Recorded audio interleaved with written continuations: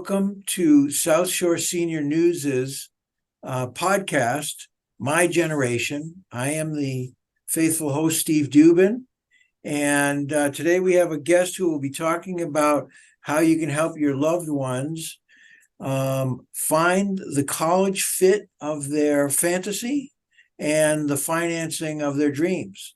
Both how to find a place that truly supports your goals academically, and also how to maximize the financial support to streamline the cost of that. Today's guest is Honoria DaSilva-Kilgore, and she has a BA from Regis College in Weston and a JD, a law degree from Syracuse University.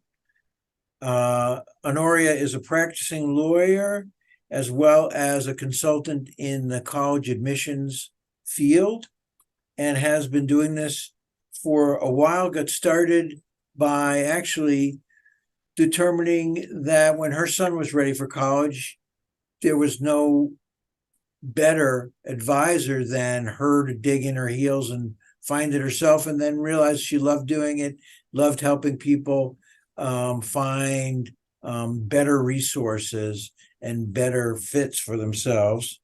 And with that, let me bring you on, Honoria. Welcome. Hi, Steve. Nice to be here. So tell us a little bit more about how you got involved in this. Well, you kind of hit it on the head. It started with my son, and we started really early, which I think is key to everything. And at the time, for a long time, actually, he was a fencer, so an out-of-the-box sport that everything we're doing, his high school had no idea, right? Or middle school or any of that stuff. So it was a whole different world for all of us. And it was one of the things we wanted to keep in the mix for him so he could keep fencing at the college level if he wanted to.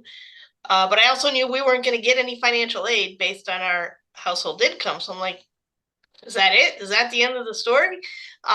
But it's not. There's so much going on behind the scenes. And especially with student athletes, I think the misperception is, oh, if you can't play for D1, you're not getting any money.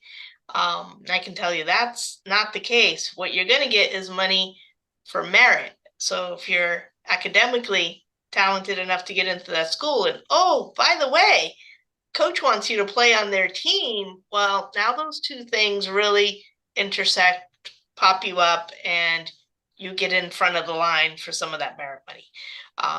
And that was like a revelation to find out how those things really work together.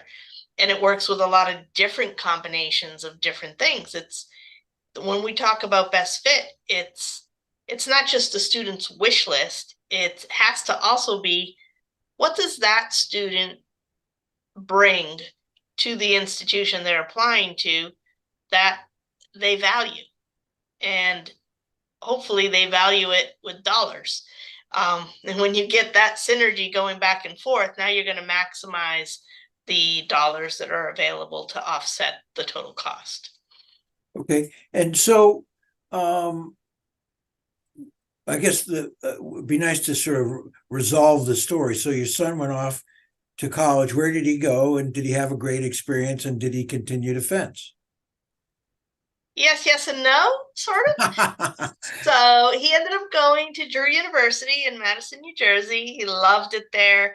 He loved fencing. He was the top scorer his first year. He knew the coach wanted to make him the captain the following year, and so forth. And then he had a little crisis at the very start of sophomore year because he realized he'd really fallen in love with the radio station and creating podcasts and all the technology that went behind that. And that was more in line with his actual career path. But he felt bad that he was going to be letting down the coach and that stuff. And they were willing to bend over backwards to give him the time. But my son's like, well, that's not right. How can I, as the captain, get excused from all these practices, yet all the other kids have to be there on a strict schedule? So we really just told him, look, that's what college is supposed to do, is open up other doors and opportunities and see what you gravitate to. And that's the beauty of a D3 school. They didn't own him for fencing. Him playing or not playing did not affect his merit aid in any way. We were still getting that 20-something thousand dollars a year in merit aid money. So it's fine. Do what you love in whatever direction you want to go. So that's what happened. And now Good. he works for them. All right. So there's still a very happy ending. And Very happy ending. He's the coordinator of media services and technology now. wonderful. And so since that time, how many colleges have you done research on and visited to get a real depth and breadth of knowledge? Okay, so researched, we're probably pushing into beyond 1,000 at this point. It's just because every kid is presenting different things and we're always researching schools. I have now visited, I think I'm up to 58 schools in person, and I think I'm up to 13 states and counting. My goal is to always be out there and looking in person, because I think it's so important to be able to discuss an area or a school specifically, especially if it's something one of my students are interested in and neither the student nor the parent has been there. It's nice to be able to say, oh yeah, I've been to Ohio State, or I've been to Gonzaga, or I've been to University of Miami, or all of these places that are a little further out. And be able to give them an honest opinion of what I thought of the campus and the programs and how they presented it. So I'm always trying to add more to that. Okay. And so you are an independent educational consultant. Describe to us what that really means. That means everything you think the guidance counselor at high school is doing, and it isn't. Okay, so high school guidance counselors are not college advisors. Their job is to get your kid to graduate in 4 years and move on. There is no college planning going on here. So if I could accomplish one thing in my career in this path, is to dispel that myth right away, because it would move people along a lot easier. So what I'm doing with the kids and the parents is really listening to what motivates them, what's interesting to them, but also being very cognizant of each family's financial situation, because you need to get that net cost down to something they can afford and not over borrow with. Ideally not borrow at all, but never over borrow. And that really is important to me, especially as a bankruptcy attorney, because I see the consequences of over borrowing all the time. So I think it's important that the students understand you're making an investment in yourself. That's fine. If you take the guaranteed student loan every year, you're going to graduate with $27,000 in debt. That's very manageable. It's lower interest. It's meant to be paid over 10 years or more. And then the difference between the cost minus the student loan is what the parents are supposed to come up with. Well, my job is also to try to get that number shrunk as much as possible with additional merit and financial aid where applicable, so that it becomes something that the parents don't become my bankruptcy clients later either. I don't want them taking Parent Plus loans and all of these other products that are on the market that are really, in my opinion, not a good thing. Okay. And so you mentioned earlier you like students to engage with you sooner than later in their high school career, as opposed to having a fire sale at the end. Describe what your preferred process is. My preferred process is to be very thorough, to be able to present all angles to these kids and give them time to digest the material and the information, to use standardized testing to our advantage as a tool rather than a reactionary measure, and to be the mentor behind the scenes, also guiding them through the whole 4 years if I can, and helping them choose the right classes for them. Because those grades and the strength of schedule and everything else, that has a direct translation to dollars later. And also what they're taking. And if I get them as a junior, which is fine, but I can't change the trajectory that they're on now. it's set in stone. But if I can start with a freshman, I am there every step of the way, making sure that certain things don't fall through the cracks for them. So my ideal client, in a perfect world, if I had all my pickings, I would love to start with freshmen as soon as they have their first set of grades. Okay. And I will go as high as seniors, but I will not take a senior after September. All right. And you alluded to this as well earlier about the difference between financial aid and merit aid. Again, can you summarize that so people understand it who are not in your world yet? Sure. So financial aid is based on gross household income for the parents or the guardians of the student applicant. And that financial need is going to be based on a form that everybody needs to file that's called a FAFSA. It's free, it's online, it's tied into your income taxes. As we speak, they are redesigning it and it's closed right now, should be open by the end of December. Most of the time you want to do your FAFSA as early in the application season as possible, and that usually means it opens up October 1st. But what that form does, that is the baseline for financial-based aid.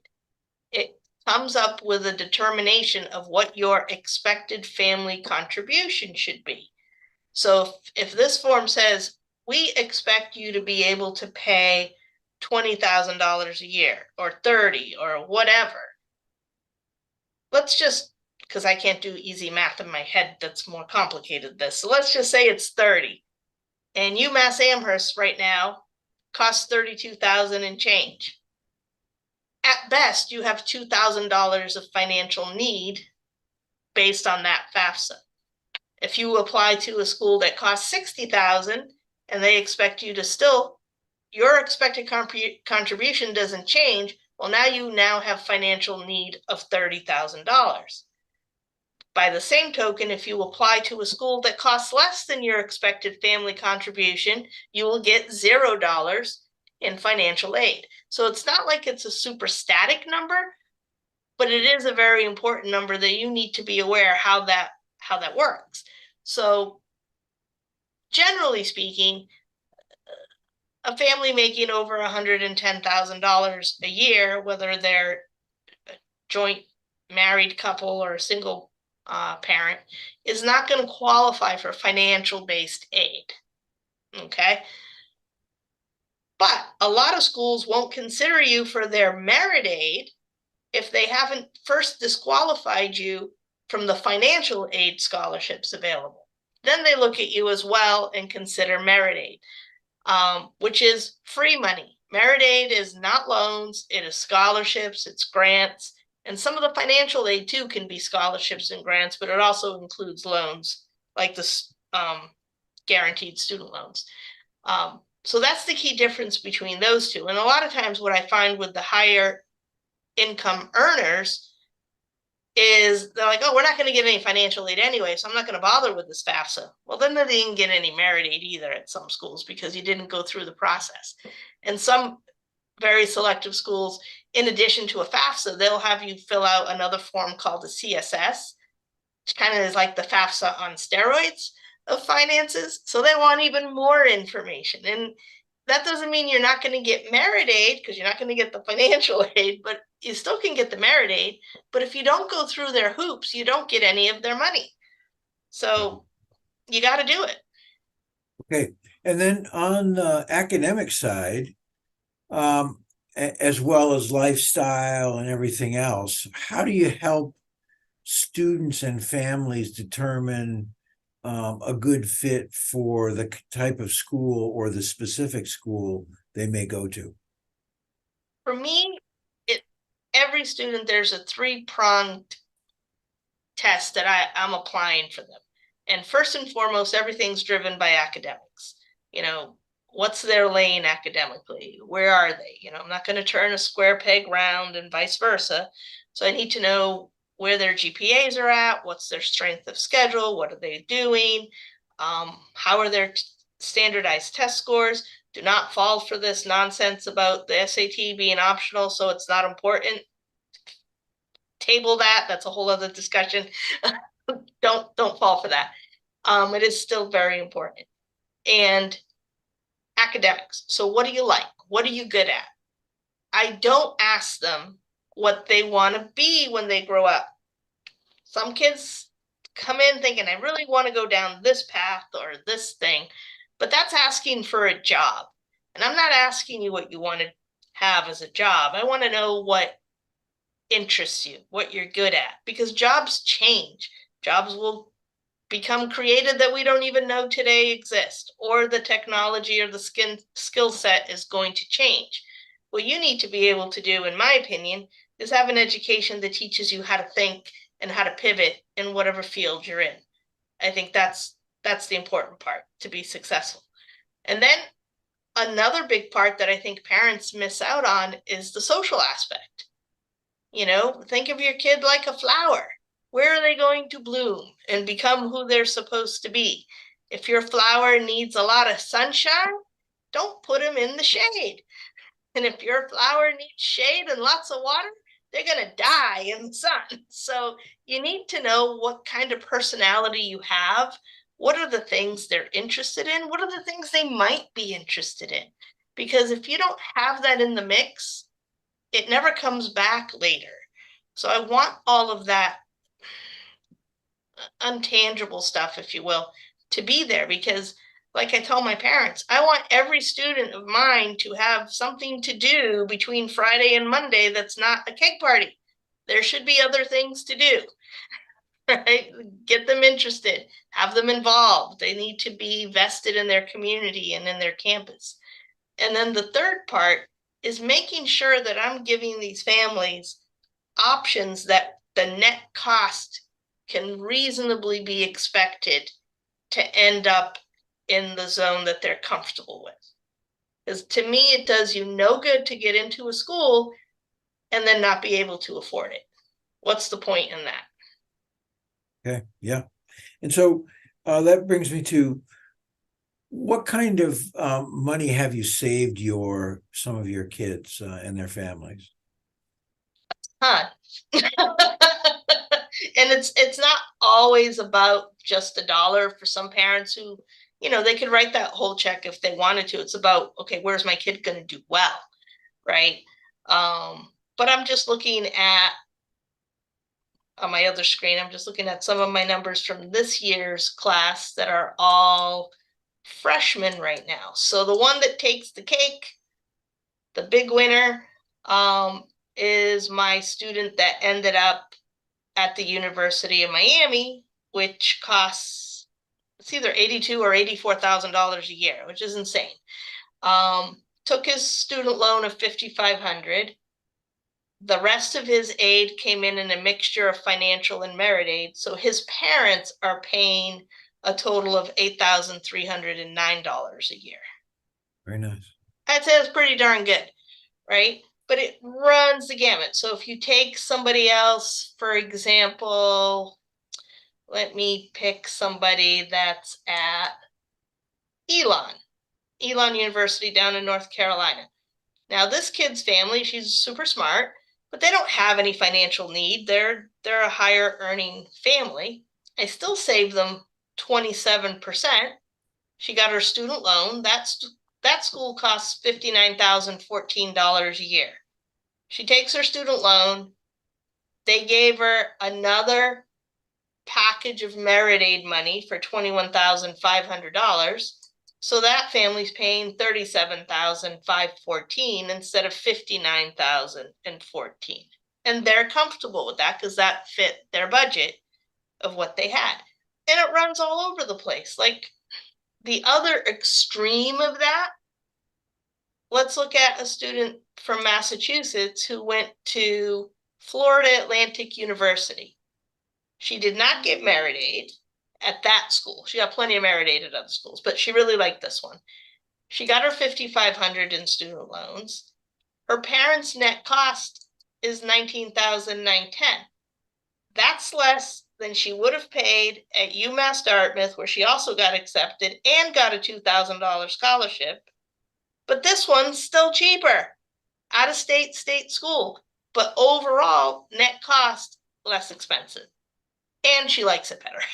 Terrific. Okay. And And so then, that's like the range. It goes from like all over the place. But at the end of the day, it's the student and the parents have to make the final decision. I would have maybe have chosen a different school for that particular kid that would have even been a little less expensive that I personally liked better, but they like this one better. So it's their call. You know, I'm there to just advise and show and help them make decisions that they're comfortable with it in the long run. and speaking of decisions, some of the options become overwhelming. And it's a big decision, probably the most expensive decision they make of their life. And I understand that you put together a campus tour sort of checklist guide and reference Yes. tool, so people can really sort of capture what happened and look back on it and have some pragmatic thought about, what was the best fit. Yeah, I created this like college survey question thing. And what I want the students to do with that, because here I'm attempting to quantify the subjective. Everything else is numbers and data and how it applies to our particular student, but the campus vibe is what you get on a tour. That said, I want my students and the family to be attuned to certain things they should be looking for or asking about. And so I've generated that and tried to also ask some questions about rate this from 1 to 5 or answer these questions. Like, for example, I have a question on there about how close is public transportation? Walking distance, driving distance, too far for me. Now, to get more quantifiable information, I'd be asking how many miles is it away? But what I find is that's irrelevant. That is still a subjective answer for the kids to come up with. Okay, if they can't walk to it, they have to get a ride to it. Is that still okay? It doesn't matter if it's 10 miles or 20 miles, you still got to get a ride. So how do you feel about that? Really, is that the essence of that question?